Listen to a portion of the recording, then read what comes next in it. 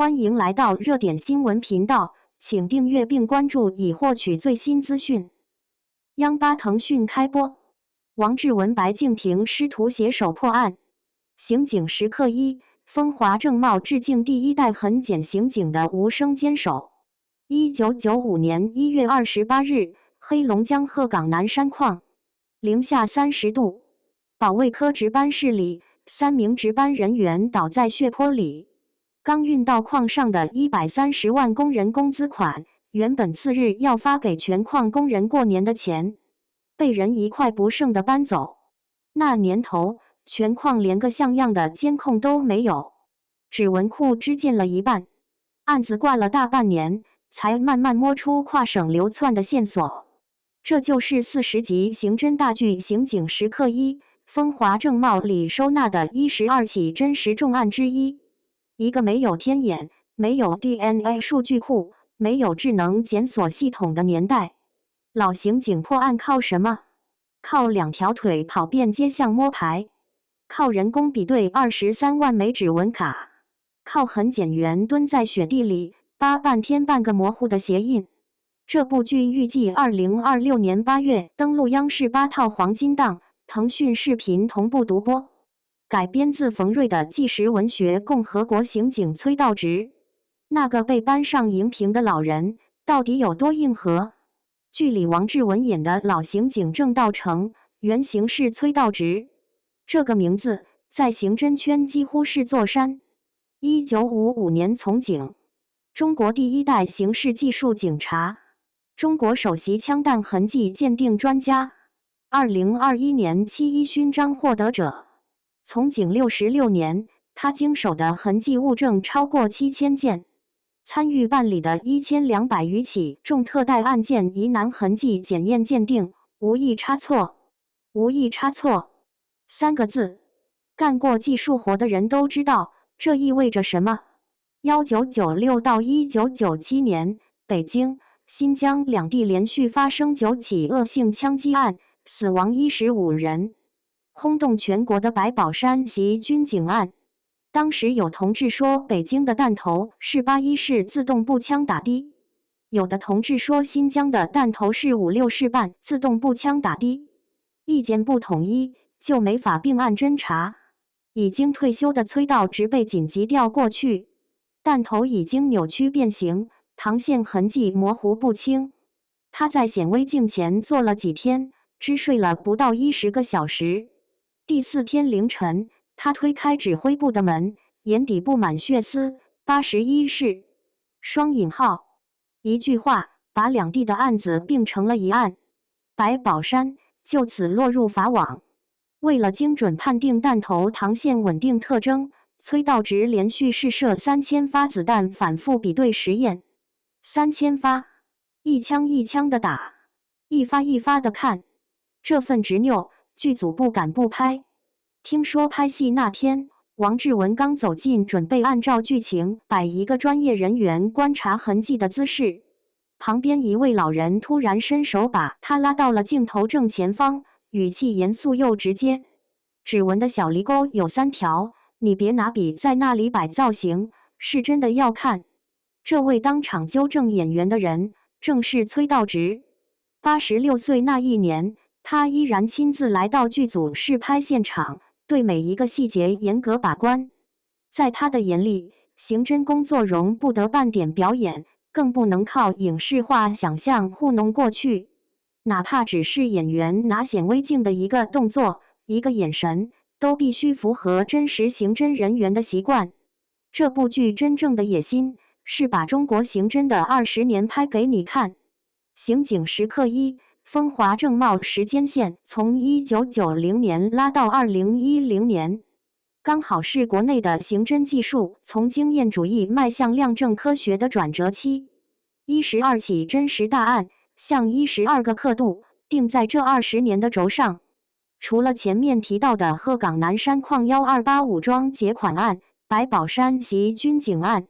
还有1991年乐和贾文革连环凶案，以及拖了28年才破的白银连环杀人案。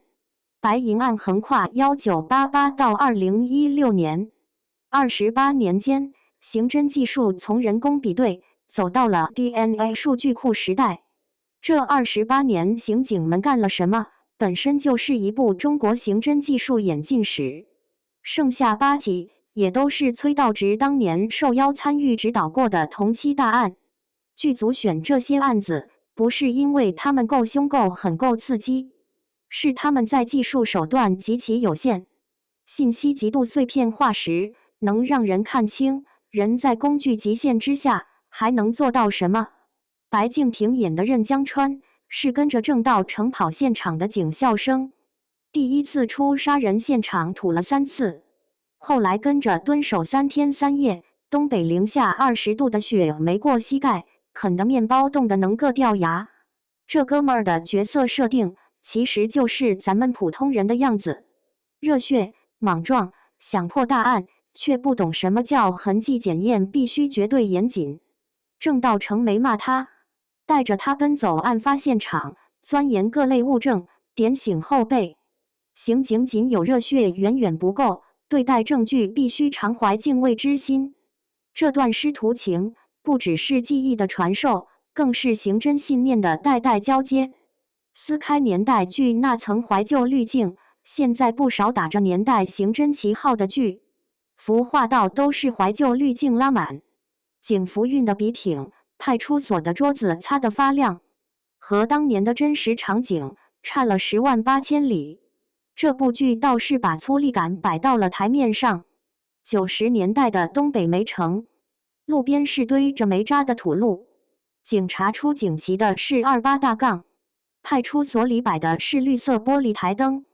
卷宗全是手写的。BP 机的呼叫声隔2分钟就响一次。崔道直本人现在还在世，已经92岁高龄，所以剧里的内容没敢搞魔改，也没加悬浮的爽点剧情，这是整部剧最有分众的底色。一个真实存在的人，用7000多件物证、1200多起重特待案件零差错的记录，亲自给这部剧背书。比起侦破那些惊天大案，更让后辈们肃然起敬的是崔老几10年如一日的坚守。身患严重白内障，他却始终将伤痛置之度外，曾连续奋战9个昼夜比对1枚疑难指纹，闻名全国的半枚血指纹案，犯罪嫌疑人2次被抓，2次因证据不足被释放。当时年近70的崔道直接手后，从上百份指纹卡中锁定7处隐秘相似特征，但他没有急于下结论，而是重返案发地采集新样本，再次发现9处稳定特征点，最终将罪犯绳之以法。正是这份对生命的敬畏，让崔道直在另一起重大杀人案中，面对唯一的线索——受害者体内的1枚嫌疑人指甲，毅然选择了从零开始。当时国内根本没有指甲认定的先例，他开创了指甲同一认定、牙痕同一认定的先河，研发现场痕迹物证图像处理、枪弹痕迹自动识别系统，填补国内多项技术空白。如今年过9旬，崔道直仍在自学最新的数字化痕检技术，他还将自己毕生案例整理成册，毫无保留地传给新一代刑侦民警。一部能让我精神一振的剧。这剧已经入选总台央视2026年大剧看总台片单了。白敬亭挑大梁演刑警，王志文坐镇演刑侦泰斗，导演是拍过《叛逆者》的周游。这配置一出来，我就知道这剧稳了。新力砸了2.77亿，单集成本接近700万元，在如今电视剧市场里，这样的投入绝对算得上大手笔。零下20度在延边实景拍，光看配置就已经把同期那些流水线爽剧甩出去8条街。他不是那种随便蹭真实案件噱头的野路子。改编自冯瑞写的官方纪实文学《共和国刑警崔道直》，还拿了公安部和国家广电总局的双重重点扶持，进了国家级精品剧集计划。案件选取走的都是官方档案，不会乱改细节消费受害者。时至今日，天眼监控、DNA 技术大幅降低破案门槛。可问题在于，当一个痕检员面对一枚弹壳，不再需要盯着显微镜看3天3夜，而是机器几秒钟就能给出比对结果的时候，那份无意差错的严谨，到底是来自于人的敬畏，还是来自于算法的可靠？如果崔道直老先生当年有现在的 AI 比对系统，他还会亲手试射那3000发子弹吗？这个问题留给看玩具的你。